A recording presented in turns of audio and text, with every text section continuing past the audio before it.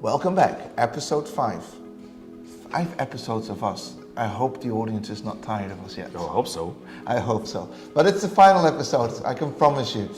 But batteries is such a big topic, and we've covered quite a lot, and Michael has proven to me that he's an expert, maybe not in yachting necessarily, but in general on batteries, and yachting is one of those industries that you believe is very important for. You said it in episode 2, I believe, or in episode 1, when you have your car and something happens with your battery, you just leave it behind. If that happens on open sea, where also you can't leave it behind, you have to solve it, and then you are in the sun, in salty water, like you got all these ingredients that do not help. Yes. So I think that's like why we thought it's so interesting for the yachting industry as well. Let's face the topic. We've had some lithium battery incidents, or battery incidents, I don't know. Failures, whatever it is. And we had fires and explosions. What happened? I don't know, not asking you as a specialist like what exactly happened, but like if they were battery related, can you tell us a little bit more about how that works? Can you let me know what does it do with, for example, insurances? Because if my vessel sinks, how do I prove that like it's an insurance thing? What do you know about that? And then I want to ask you as well, is like, what do you guys do and what do you guys solve? So I've got 3 big questions for this one. Let's start with a little intro, coming back to the basics.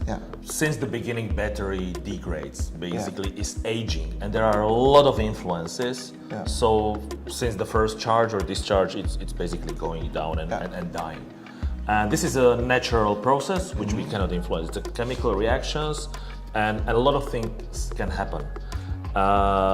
Then there are events which are probably not natural and are progressing more aggressively towards aging of the battery. So if you are overcharging, overheating, there is a mechanical crack on the battery, or there is a short circuit problem, I mean, then there might be a speeded way towards an event called thermal runaway. And thermal runaway is basically an event from which there is point of no return. And battery, I mean, is on the way to fire and explosion and the heat and basically the failure. The failure, let's put it this way. So this is basically where we are. And the way the battery pack is constructed and architected, you put certain sensors to certain parts of the battery, and it really depends on the manufacturer of that battery pack, whether he was, I mean, conscious what he's going to do with it and how it should be monitored, or he tried to save some money and not monitor all the parts of the battery itself. In case of yachting industry, for example, some of the batteries are sealed completely, and you just have a plus and minus because you are in the salty water, you are in the sun, and you are in an environment where you want to protect the battery as much as possible. But I mean, then the monitoring and measuring is a little harder from this way. So this is where we are, and you basically have to accept it as it is. And then the question is, can we predict this kind of aging of the battery or faster degradation, aka failure? Yes, we can, but we have to have the data. Take it from the battery pack, through all those hardware and software systems, communication, the vessel, all electric vehicle, and then either process it, analyze it locally, and basically send an alert or an alarm, or just, I mean, transfer it via internet to cloud and do it there, and then, I mean, warn it from there. But even if you do all of that, failure can arise, right? And even though you would do that, there might be a problem which you cannot address because you don't have a sensor, you don't have the data to have a look at it. It might happen. And are you saying now, okay, so would it be a good conclusion for me, or saying like, okay, if I monitor all my battery system, my system in general, and I have that data somewhere, if something occurs, how horrible it might be, at least I've got the data to look back like what actually happened? Yes, that would be kind of like a second step. But the first one would be predictively you will know that there will be a problem. It's a different thing when you are sitting and behind the desk. I mean, but the life goes on, and all of a sudden something happens. Opposed to you get an email alert. You know what? Something might happen, and you run, you fix it, or at least just get out of it. So, for example, there is a battery-powered gadget on the vessel. You just throw it to the water, so there is no explosion on the vessel. Okay. So it's yes, you will know that it might fail, but before that. Okay. And we believe that, like, in a lot of the system, that these failure mechanisms are in place, right? And these warning systems are in place. Yes. But not on everything. Not on everything. And hey, we are already monitoring the engines on the boat or on the car or machines, etc. Why not batteries? Why not add it to that? It's the same thing. We will be monitoring and analyzing and basically providing for the feedback. So there are two topics, the main ones why we believe, we should do it. The first one is reliability. So you want to know how reliable your battery is. Meaning, will I get the mileage I need? I mean, will it not fail the moment I will be 50 kilometers, out of the port? Or will I be productive enough if it is electric forklift? I'm just in the high Christmas season running around the warehouse because everybody wants to have the gifts delivered. So that's one thing. Another one is safety.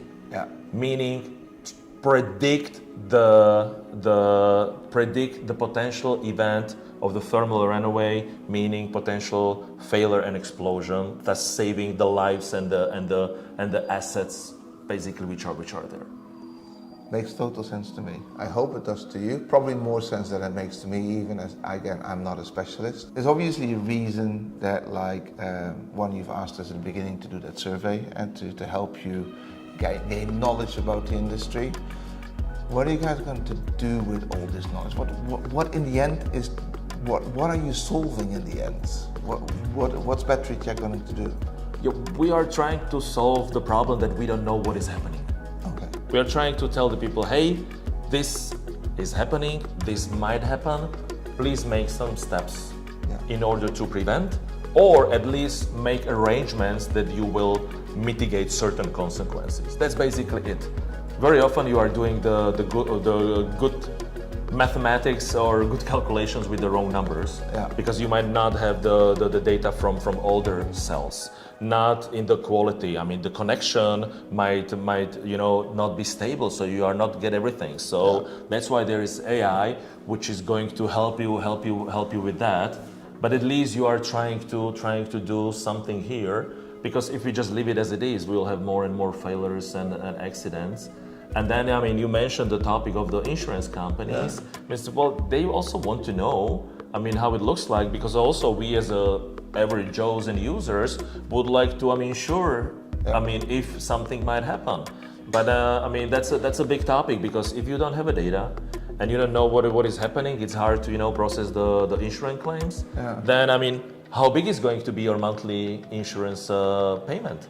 Your fee, is it going to be double, triple, or are you going to leave it? Or insurance company just say, okay, well, sorry, we don't know how to handle that, and we just, exclude these things out of it.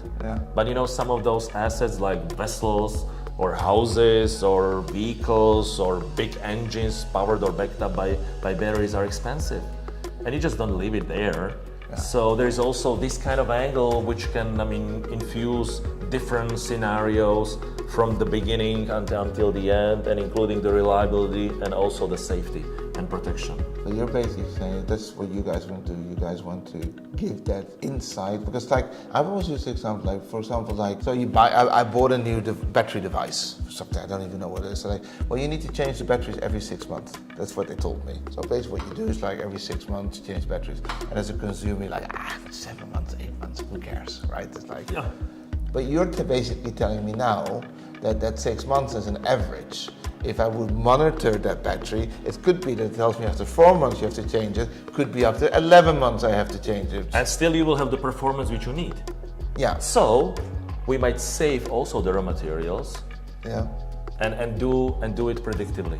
And again, you will know. But if they just say each 6 months, Is it because of their statistics, or is it because of their business model? I don't know. I don't know. I mean, and I'm not accusing anybody. No. I mean, because these are the questions which should be somehow answered. Yeah. But if you want to manage it, you have to measure it. That's. Well, I'm a mathematician, so I love my statistics. I love my spreadsheets.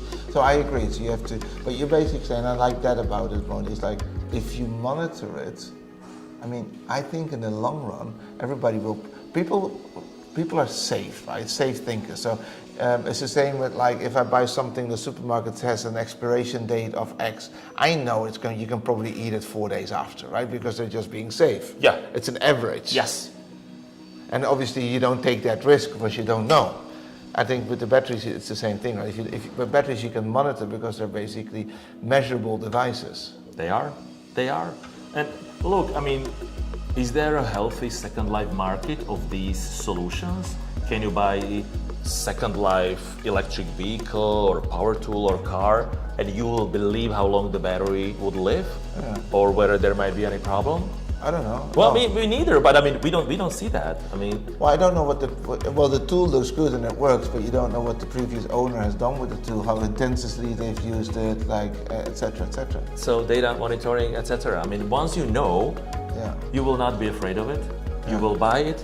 There might be a leasing company who will basically provide the financing and insuring and everything. So there is a big road towards the future. We are just starting and finding out. I mean, what is happening? But everybody would say like, hey, why now? Because of the transition from fossil fuels to electricity, there are more and more batteries everywhere. So we start to see these kind of failures and also explosions. Yeah. And people start to think, interesting, but some of our products are more expensive, but I would like to know what is happening, so I use them as long as possible as reliable. So you asked, I mean, what we would do with a kind of a survey. I mean, it's obvious we have to evangelize several stakeholders what it is, I mean, what we are doing and why they should be interested in the whole thing. Yeah. But of course, we start with the manufacturers of various battery-powered devices or service providers who are looking after it, because they should know, have the data, and then you can move on. And at the end of the day, there will be you and I who will have battery-powered solutions, vessels, electric vehicles, backup at home, and we'll know what is happening. There will not be unexpected costs or failures or problems. I think that's a great note to end this on. Thank you so much for 5 episodes with me. Thank you very much. Thank you guys for hanging in there for 5 episodes. I found it amazingly interesting. I hope you did too. This is the Super Engagement channel. We'll see you soon. Thank you, everybody. Have a great day. See you soon, guys. Bye-bye. Bye.